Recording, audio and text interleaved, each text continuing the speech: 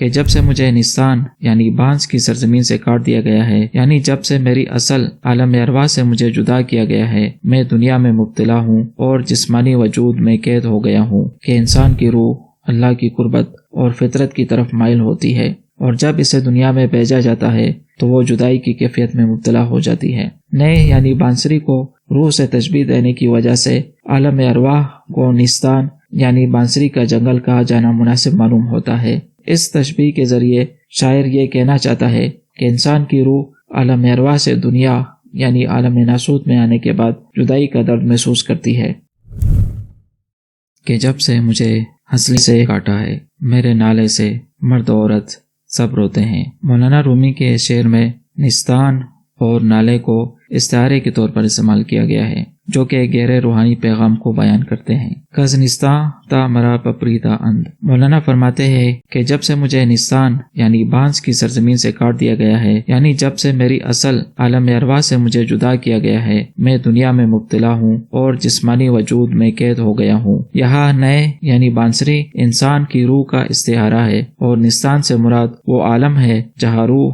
اپنی اصل اور حقیقت میں اللہ کے ساتھ تھی۔ جب انسان کی روح کو اس عالم ارواح سے جدا کر کے دنیا میں بھیجا گیا تو وہ غم اور جدائی کے درد میں مبتلا ہو گئی۔ از نفیرم مرد و زن نالیدہ اند، مولانا بیان کرتے ہیں کہ میرے اس فریاد اور نالے سے دنیا کے تمام انسان مرد و زن روتے ہیں، یعنی یہ درد جدائی انسانی دلوں میں احساس پیدا کرتا ہے اور انسانیت اس درد کو محسوس کرتی ہے۔ یہاں نفیر یعنی فریاد سے مراد وہ روحانی آہ و بکا ہے جو انسان کی روح اللہ کی جدائی میں کرتی ہے۔ مولانا رومی کہتے ہیں کہ یہ آہ و نالہ اس قدر طاقتور ہے کہ ہر انسان مرد و عورت اس درد کو محسوس کرتا ہے اور غمزدہ ہو جاتا ہے۔ یہ شعر انسان کی روحانی حالت کو بیان کرتا ہے کہ جب انسان اپنی روحانی اصل یعنی اللہ کی قربت سے دور ہو جاتا ہے اور دنیا میں آ کر جسمانی خواہشات اور علائق میں الجھ جاتا ہے تو اس کے اندر ایک دائمی درد اور فریاد پیدا ہو جاتی ہے۔ یہ فریاد عشق الہی کی ہے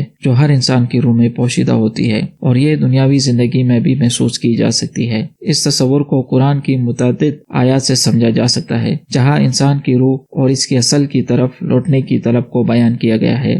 سورہ روم 30 فطرت اللہ التی فطر الناس علیہا، ترجمہ یہ اللہ کی فطرت ہے جس پر اس نے انسانوں کو پیدا کیا ہے۔ یہ آیت اس بات کی طرف اشارہ کرتی ہے کہ انسان کی روح اللہ کی قربت اور فطرت کی طرف مائل ہوتی ہے، اور جب اسے دنیا میں بھیجا جاتا ہے تو وہ جدائی کی کیفیت میں مبتلا ہو جاتی ہے۔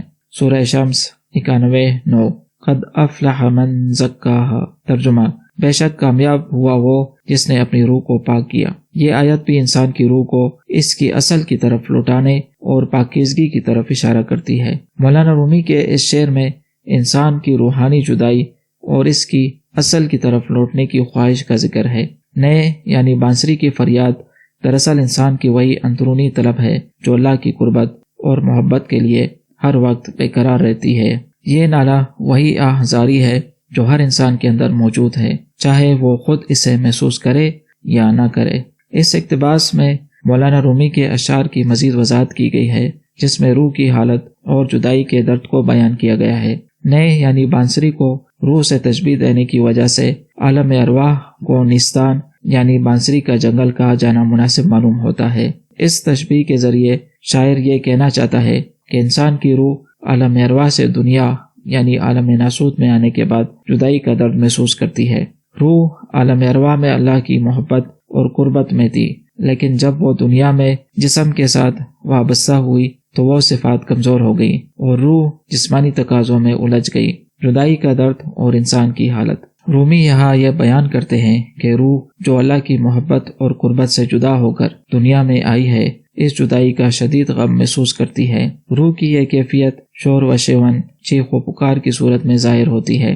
شاعر یہاں مردوں اور عورتوں کو آبنائے زمانہ یعنی زمانے کے لوگوں سے تشبیہ دیتا ہے جو اس دردناک حالت کو دیکھ کر متاثر ہوتے ہیں۔ جیسے ایک دردمند بچے کی چیخیں دوسروں کے دل کو چیر دیتی ہے، ویسے ہی عاشق کی فریادیں دوسروں کے دلوں کو پگھلا دیتی ہیں۔